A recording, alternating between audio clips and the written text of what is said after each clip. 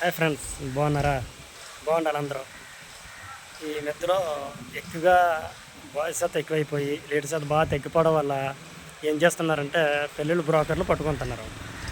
ఈ పెళ్ళిళ్ళ బ్రోకర్లు దీన్ని ఆసరాగా తీసుకొని ఏం చేస్తున్నారంటే 10,000 ఇవ్వని పిల్లని చూస్తేనే చెప్తున్నారు.